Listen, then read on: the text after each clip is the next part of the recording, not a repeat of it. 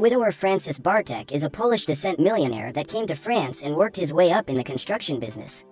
Now living in Monaco, he has 2 sons, Philippe and Alexander, plus a daughter, Stella. None of them work, they live off daddy's money and are incredibly spoiled.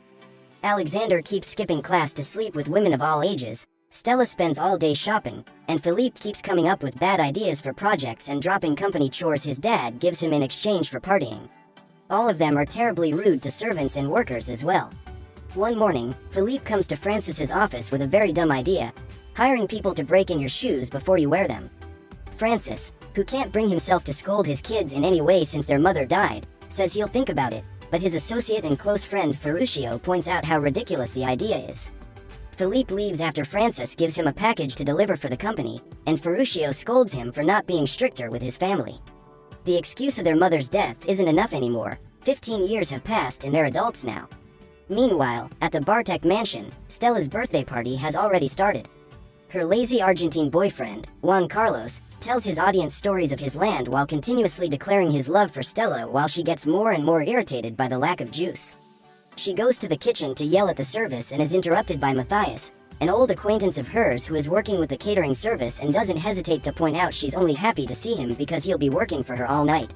Francis spends some time in his home office before joining the party, talking to a portrait of his wife while wondering where he went wrong and getting offended when his housekeeper, Marguerite, tells him he's depressed.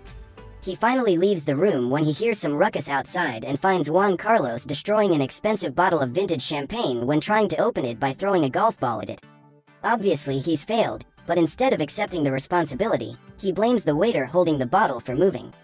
Afterward, he and Stella request to talk to him in private, so he takes them back to his office and listens to them while cleaning his shotgun.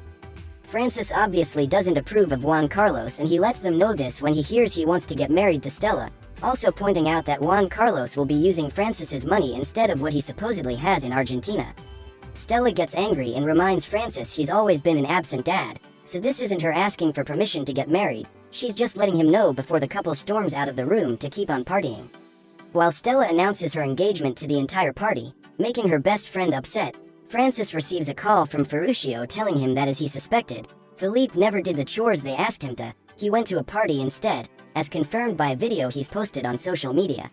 At that moment, the principal of Alexander's school arrives at the house ready to kill Alexander not only for skipping classes but also for sleeping with his wife.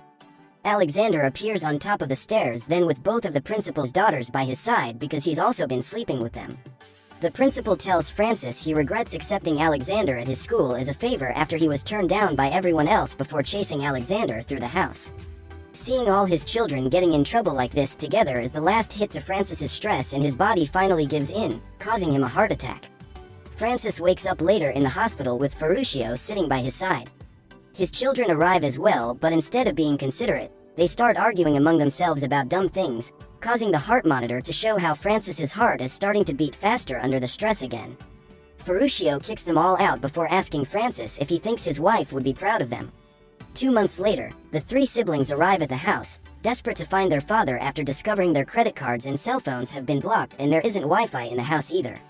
At that moment, a group of policemen arrive as well and start surrounding the house and taking their cars, claiming they have a search warrant.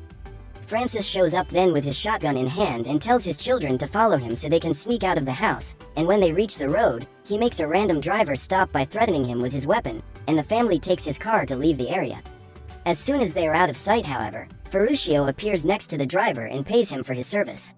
While driving to Marseille where they'll be safe, Francis explains the company is in trouble after some funds have been misappropriated, so their accounts have been frozen and now they're wanted by the law for fraud. The most likely suspect is Ferruccio, who disappeared the previous day. Francis doesn't want them to talk to anyone about this until it's solved, so he takes their cell phones and throws them on the street, which also helps them not to get tracked. When they arrive at Marseille, the siblings are horrified by the humble life of the middle and lower class, and their disgust gets worse when their father takes them to the place they'll be staying at, his childhood home, which has seen better days. Many of the light bulbs don't work and they'll have to share the bed, but it'll do for now. While having fried bread for dinner, Francis informs their kids that they'll have to get a job so they can survive. The next day, Francis wakes them up at 6 a.m. so they can start their search for employment while he stays home, fixing all the problems the house has because he can't go out there and let the police recognize him. Since he's fed them all their lives, now it's their turn to feed him. Getting ready to go out is quite complicated as well. The water that comes out of the tap is dirty and the sink is right there next to the toilet without a door in between. So Stella just throws perfume on herself while watching Philippe relieve himself without toilet paper to clean himself when he's done. Alexander tries his luck at a construction site, stealing lunch from some workers that kick him out and send him to talk to their boss if he wants to work. Stella borrows a phone from a random man on the streets and against her father's wishes, she calls Juan Carlos to tell him she's on vacation with her family, consuming all of the man's phone minutes. Philippe goes to see a friend of his that has always supported his ideas to ask him for some money to finance them, but his friend finally admits he thinks his ideas are dumb and he just played along to have something funny to talk about while partying. Some hours later, both Alexander and Philippe return home without a job, and the same happens with Stella, although she carries some expensive clothes bags with her. It turns out she got some money by selling Philippe's watch, but instead of buying food, she's gone shopping. The siblings start arguing and as revenge, Philippe pours soap all over her new clothes. They're interrupted by the sudden arrival of Marguerite and Matthias, who Stella called earlier. She's brought them some towels and clothes, and Matthias tells Stella she can come over to the restaurant he works at for an interview. Marguerite also tries to give them some of her savings, but Frances turns the offer down and tells her to go after making her promise she won't tell anyone about this. The next day, Stella goes to the restaurant and is accepted as a waitress on trial. She has some trouble balancing the tray and drops things without meaning to, but she accepts to wash dishes and help gut the fish without complaining much.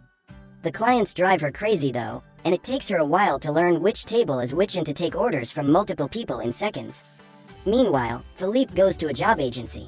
The clerk is shocked to hear he has no experience or qualifications yet asks for a senior management position with a rather high salary and a company car, all paid off the books because he's in trouble with the police. After convincing him to lower his salary expectations, the clerk gets him a job as a bike taxi driver, which is rather difficult for him to pull off because of his weight. Since he's so slow on the bike, all of his clients end up being snatched by his rival driver Malek. Ferruccio secretly visits Francis and brings him some expensive wine and lobsters, which Francis at first doesn't want to touch not to be unfair to his children, but eventually he gives in and enjoys the feast. When Francis mentions he'll be keeping himself busy fixing the house, Ferruccio wonders if he truly is doing this only for the sake of the siblings. Suddenly, they can hear some noises coming from the house and they grab the shotgun to investigate, only to find that Alexander, instead of going job hunting, stayed in and slept all day. Francis quickly sends Ferruccio away and tries to clean the dishes before his son sees them, but it's too late. Alexander finds him and recognizes the lobster shell. Thinking quickly of an excuse, Francis tells him he's fished the lobster and Alexander believes it, saying nature always provides.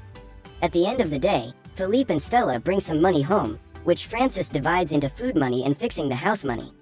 When they hear the only thing Alexander did all day was to make a hammock and sleep, they get angry and don't share dinner with him. Alexander tells them he doesn't need them and goes to search for acorns, apples, berries, and other fruits from the bushes and trees around the house, but all the things he eats only end up making him sick later. The next day, Francis tells Alexander he can earn his share by helping him fix the house. He wonders why Francis never sold it, considering they didn't use it before this, but Francis only replies it has sentimental value. At the restaurant, Stella argues with a client after the man is incredibly rude to her because his dish was missing an ingredient. She's rather upset when she goes to the kitchen to ask for it and thinks of quitting, but Matthias points out this is how she's always treated waiters as well, so she shouldn't be surprised to get the same treatment in return now. Stella learns to open her eyes to reality and decides to stay and be humble, so Matthias rewards her by showing her what they do to rude customers. The cooks spit on their food. Afterward, Stella starts working extra hard, cleaning floors and washing dishes as needed. In the evening, after dinner, the siblings start arguing about who will wash the dishes, and Philippe accidentally mentions Stella used to be anorexic. Francis is shocked by this news and wonders why she didn't come to him for help, so the siblings point out he's always been an absent father and mention all the things he missed because he had been busy working. Stella used to make herself throw up for a whole year until she lost 10 kilos. Alexander spent a night in jail when the police found him with some pot, and when Philippe spent 2 weeks in the hospital with peritonitis, his dad never visited because he was in Japan and wouldn't cancel his business trip. But they know their mother wouldn't have hesitated to fly over. Feeling like he's being put on trial, Francis leaves the room while claiming he can't be blamed for all their problems. The following day, Philippe finally gets tired of Malek constantly stealing his clients and confronts him for it. At first, they start arguing and it looks like they could end up in a fistfight as well, but they suddenly discover their mutual love for collector trainers and become friends. Meanwhile, at the house, Alexander fixes the plumbing, which impresses Francis. When he asks how he knows anything about this, Alexander confesses that in high school, he and his friends diverted the waste pipe into the principal's shower, and for that, he spent 2 months studying plumbing tutorials. Back in Monaco, Juan Carlos is sleeping with Stella's best friend, who tells him about the rumors of the family's money problems and the person behind them. Juan Carlos finds this very suspicious because he saw Ferruccio at the country club 2 days ago, so he decides to investigate. Later in the day, Francis apologizes for the father he's been, explaining how hard it had been for him to suddenly become father and mother at the same time, and that they had only hidden their mother's illness from them to protect them. The siblings think their father believes them to be spoiled and dumb, but Francis promises he's proud of them now. Then they spend a lovely evening together under the stars, sharing a drink and old stories from their youth. The family starts getting used to this new life together, doing chores and fixing the house while enjoying each other's company. Stella becomes close friends with his co-workers at the restaurant, and Malek teaches Philippe some tips for being a better bike taxi driver while they start working together to make some money off Malek's trainer collection. Ferruccio calls Francis and tells him to end the charade because Juan Carlos has been snooping around, but it's too late. He shows up at the house a few hours later, revealing he's learned of Francis's lie while following Ferruccio around. Francis offers to pay him any amount of money he asks for in exchange for Juan Carlos leaving them alone, but he turns the offer down, claiming he wants to help. When the siblings arrive, Juan Carlos tells them he sold his properties in Argentina to pay the family's debts, so now they have access to their accounts in the mansion again. Not wanting his children to find out he lied to teach them a lesson, Francis plays along with Juan Carlos' act and accepts to return to Monaco. When they make their way back to their house, Juan Carlos points out now they can get married, and Stella accepts to kiss him, but she's more hesitant this time around. The next day, during breakfast, Francis tells Marguerite how guilty he feels and how worried he is about Stella marrying such a bad man like Juan Carlos, and Marguerite encourages him to confess. When he discusses the matter later with Ferruccio, his friend thinks the same, so Francis accepts his fate and decides to talk to his children. Juan Carlos knows Francis may open his mouth at any moment, so he takes Stella with him to get eloped. Stella isn't very happy with the idea, but Juan Carlos promises her they can have a proper party and celebration later. As they enter the city hall, Francis calls Stella, but it's Juan Carlos that takes her phone and picks up the call, pretending he's having a nice chat instead of hearing Francis's angry yelling. He hangs up on him and tells Stella her father approves of their union while Francis grabs his sons and takes them with him to stop the wedding.